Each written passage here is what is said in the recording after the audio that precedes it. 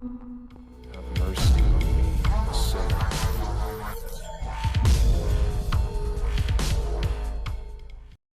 Назарбаев подписал закон о повышении пенсии и детских пособий. Главой государства подписан закон Республики Казахстан о внесении изменений и дополнений в некоторые законодательные акты Республики Казахстан по вопросам социального обеспечения, направленный на совершенствование системы социального обеспечения. Законом предусматривается повышение размеров пенсионных выплат по возрасту и за выслугу лет, размера государственной базовой пенсионной выплаты, а также повышение размеров пособий в связи с рождением ребенка на 20%. Также предусматривается повышение максимального размера дохода, принимаемого для назначения пенсии по возрасту, с 41 до 46 месячных расчетных показателей, а также перенос предусмотренного срока внедрения обязательных пенсионных взносов работодателя с 2018 года на 2020 год.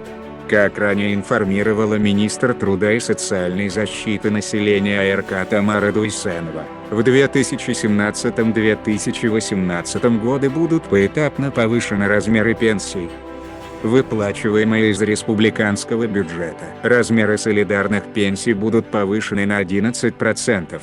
С учетом 9% повышения в начале года. Размер базовой пенсии будет повышен на 13%. С учетом также 7% повышения в начале года. В итоге обеспечивается повышение размеров пенсий до 20%. Это повышение касается всех пенсионеров, или более 2 миллионов человек. На этом у нас все. Кому понравилось, ставим лайк, подписываемся на канал, жмем на колокол, чтоб не пропустить новое видео. Всем пока-пока. I'm an albatross, yeah.